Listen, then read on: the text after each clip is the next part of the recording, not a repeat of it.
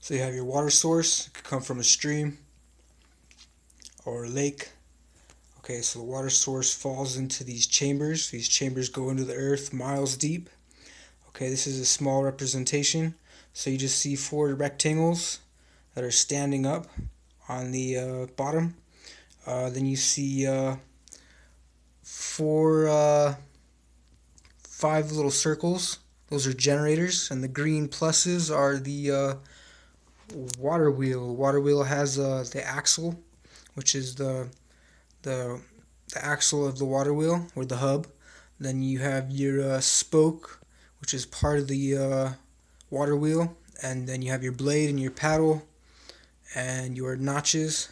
So your blades and your paddles are at the end, and is what catches the water.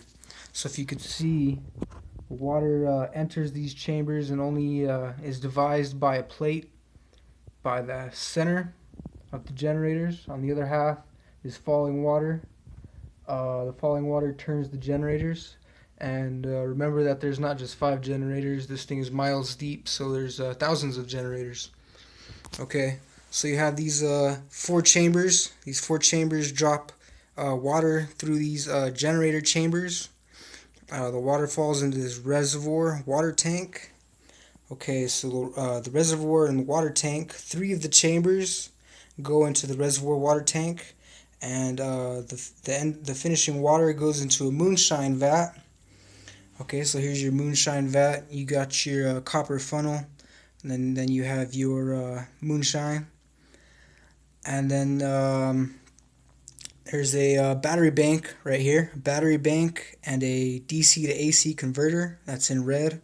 So the battery bank is purple, the DC to AC converter is red, and it heats up a heater coil at the bottom of the moonshine vat, so there's heat for the moonshine vat. Also, you need a stream, which I haven't actually drawn up yet, but I can draw it if I want to. You could also use the falling water as a stream. Okay, so the 4th chamber, the moonshine is transported to a locomotive, a steam engine. And so water is transported from the last generator chamber and goes to the locomotive. And so the moonshine goes into the locomotive, as well as one of the generator vats just is part of the cooling chamber process, and uses cool water to cool the locomotive to make a heat hot and cold engine. A locomotive steam engine, which turns the generator.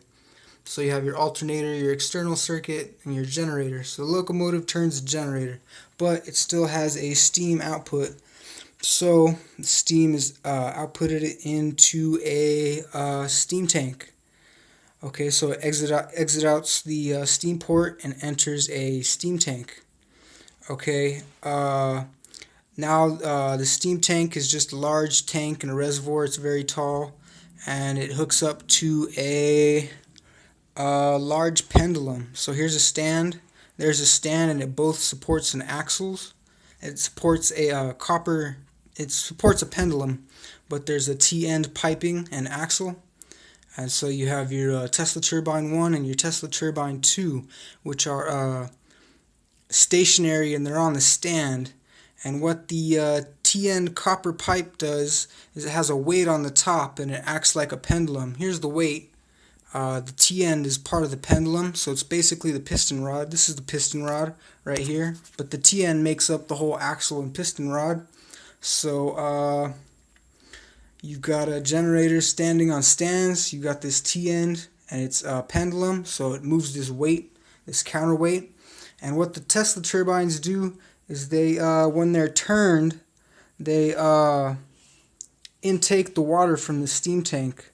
So as more water inputs the steam port, at the top here, water is getting sucked out into the Tesla tower. I mean, into the T-end and the T-end piping. But the Tesla turbines are the reason why the water goes through the T-end. So Water gets transported through one T-end. You can hook up another T-end so that you have two water sources. I don't have it drawn, but you can have two water sources going into the piston rod, which this is piping. So the piston rod is made up of a T-end piping. So the water goes through the piping into this, I called it the Tesla turbine ball. The Tesla turbine ball is just basically this T-end supports a giant ball, and on the ball is a Tesla turbine. And so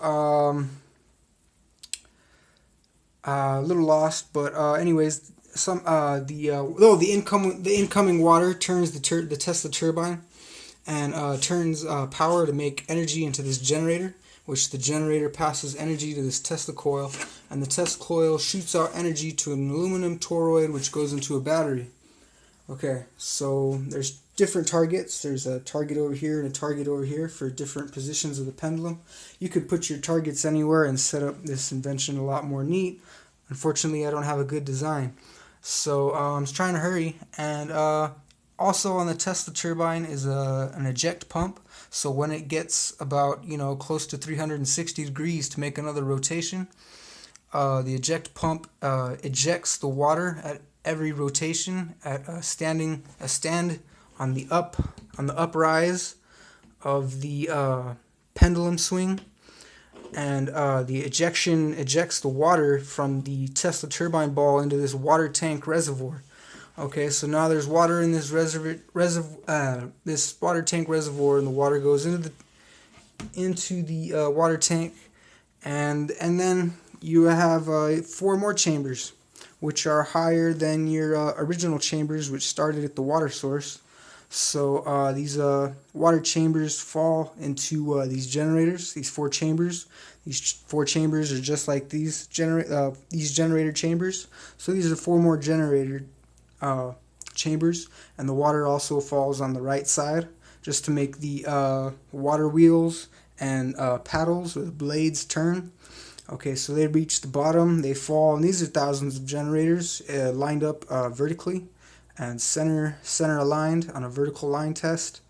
And the water falls, turns the generators, and goes into this water tank reservoir close to the water source height. And the water just leaks back into the water source and I should say recycles. So this is a recycling system. It's perpetual motion. Trying to make it a perpetual motion machine.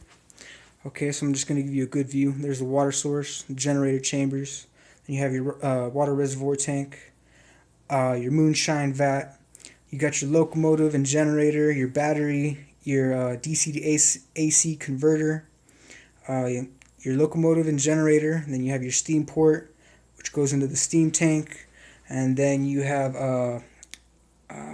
my Gage pendulum, I called it, which has stands, 2 Tesla you could have more Tesla turbines. I'm sure two Tesla turbines won't be enough to make all this water move, so you might add more Tesla turbines to the copper T-end piping and axle. So the T-end piping is also the axle. It turns the pendulum. Okay, then you have the piston rod, which holds your Tesla turbine ball, which also has another Tesla turbine, which receives the incoming water and turns the generator. Then at the end of the process of the pendulum swing, the water is ejected out of the pump. And don't forget, the generator sparks out electricity to an aluminum target to save more power. Okay, the pump raises the water, and the water is raised.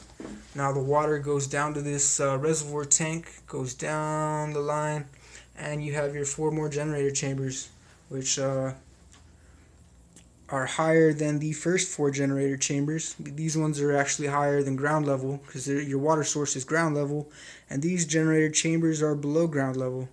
So and they're also miles long. They're very big, rectangular